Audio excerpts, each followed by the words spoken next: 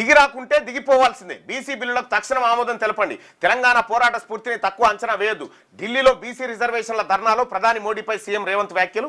BC రిజర్వేషన్లకు అడ్డుపడుతున్నారంటూ బరాసా భాజపా నేతలపై ఆరోపణలు. ఎక్స్ వేదికగా ధర్నాకు మద్దతు పలికిన ఖర్గే, రాహుల్, ప్రియాంక హాజరై సంఘీభావం తెలిపిన ఇండియా కూటమి ఎంపీలు, పాల్గొన్న రాష్ట్ర మంత్రులు, ఎమ్మెల్యేలు, ఎమ్మెల్సీలు. మోదీ, మేం గుజరాత్ నుంచి గుంట భూమి కూడా అడగలేదు. మా గడ్డ మీద మా బలహీన వర్గాల సోదరులకు 42% రిజర్వేషన్లు ఇచ్చుకుంటామంటే గుజరాత్ వాళ్ళకు కడుపమంటే ఎందుకు అని సీఎం రేవంత్ రెడ్డి ప్రధాని మోడీని ప్రశ్నించారు.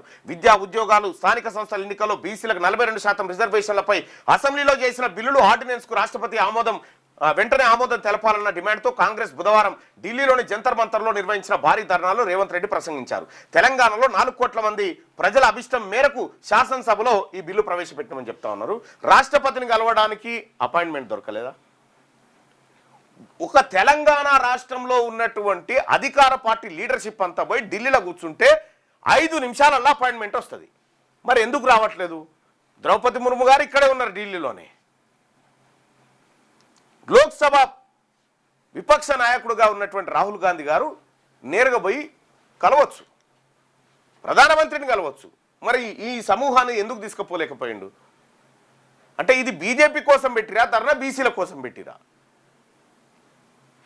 నరేంద్ర మోడీ బీసీలకు బద్ద శత్రువు. ఆయన ఎలా ఉన్నా ఈ ధర్నాకు మద్దతు పలకడానికి కిషన్ రెడ్డి, బండి సంజయ్, రామచంద్రరావులకు ఏమైంది?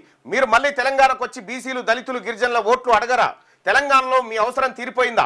మోదీతో భరాసా ఎందుకు అంటకాగుతోంది? తెలంగాణ ప్రజలతో మీ పేగు బంధం కూడా తెగిపోయిందా? ఈ ధర్నాకు మీరు ఎందుకు రాలేదని చెప్పి ఢిల్లీలో రేవంత్ రెడ్డి గారు అడుగుతా ఉన్నారు. నిన్న చాలా మంది మాట్లాడేది కూడా. అయితే ఇదే విషయం పైన గాంధీ కుటుంబాన్ని పోయడానికే కాంగ్రెస్ ధర్నా. రేవంత్ రెడ్డి ప్రసంగంలో రాహుల్, సోనియా జపమే ఎక్కువ. వైఫల్యాలను కప్పిపుచ్చుకోవడానికి ఢిల్లీలో పగటివేశాలు. మతపరమైన రిజర్వేషన్లు అంగీకరించబోమని చెప్పి కిషన్ రెడ్డి గారు బిల్లు కాపీ తెప్పించుకోండి మీ మహేశ్వర్ రెడ్డి గారి దగ్గర. మీ పార్టీ నాయకుడు ఉన్నారు కదా, సభా నాయకుడు, మీ భారతీయ జనతా పార్టీకి మహేశ్వర్ రెడ్డి గారు బిల్లు కాపీలు తెప్పించుకోండి, లేకపోతే నేను పంపిస్తా.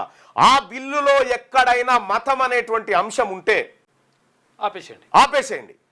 మతం అనేటువంటి అంశమే మెన్షన్ చేయనటువంటి బిల్లును మతం రంగు పూలుస్తా ఉన్నారంటే భారతీయ జనతా పార్టీ పక్కా మతతత్వ రాజకీయాలకు తెరలేపుతా ఉంది. ఇది మత ప్రాతిపదికన చేస్తుంది కాదు, భారతీయ జనతా పార్టీలో ఉన్నటువంటి బీసీ బిడ్డలకు న్యాయం జరగడం మీకు ఇష్టం లేదా?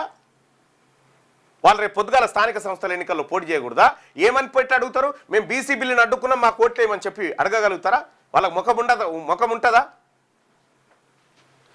ఢిల్లీలోని జంతర్ మంతర్లో కాంగ్రెస్ పార్టీ నిర్వహించిన ధర్నా కార్యక్రమం గాంధీ కుటుంబాన్ని పోవడానికే సరిపోయిందని కేంద్ర మంత్రి కిషన్ రెడ్డి ఎద్దేవా చేశారు. రాజకీయంగా ఎదురవుతున్న ఒత్తిళ్లను తట్టుకోవడానికి గాంధీ కుటుంబం అనుగ్రహమే శరణ్యమన్న లక్ష్యంతో రేవంత్ రెడ్డి కార్యక్రమాన్ని నిర్వహించినట్టుగా స్పష్టమవుతుందని చెప్పి కిషన్ రెడ్డి గారు చేస్తూ ఉన్నారు. ఇక్కడ కిషన్ రెడ్డి గారు, రేవంత్ రెడ్డి గారు, రామచంద్రరావు గారు, కేసీఆర్ గారు, మీరు 500 ఏండ్ల రిజర్వేషన్ అడ్వాన్స్ వాడుకున్నారు. 500 ఏండ్లకు సరిపడ రిజర్వేషన్ అడ్వాన్స్ వాడుకున్నారు. లెక్కకు ఈ లోటు భర్తీ కావాలంటే బీసీలకు 80% రిజర్వేషన్, 70% రిజర్వేషన్ ఇస్తే తప్ప, 70% రిజర్వేషన్ 50 ఏళ్ళు ఇస్తే తప్ప ఈ లోటు పూడది. ఇవాళ మిమ్మల్ని అందరినీ మేము పార్టీలుగా చూడట్లేదు. కిషన్ రెడ్డి గారు మిమ్మల్ని ఈ తెలంగాణ ప్రజల్లో మీరు కిషన్ రెడ్డి గారు, రేవంత్ రెడ్డి గారు, చంద్రశేఖరరావు గారు, అలాగే రామచంద్రరావు గారు, మీ అందరికి చెప్తా ఉన్నాము, మీరు మీ ఒపీనియన్ ఏంది బీసీల పట్ల? బీసీల పట్ల మీ లెక్క ఏంది? ఇది చెప్పండి. ఇది చెప్పకుండా ఇప్పుడు ఆయన ధర్నా చేసిండు కాబట్టి ఆయన నెత్తి మీద పెట్టుకొని ఈయన ఇట్లాంటి, మీరందరూ ఒక్కతాను ముక్కలే, మాకు ఏం శశబిషలు లేవు, మీరందరూ ఒక్కతాను ముక్కలే.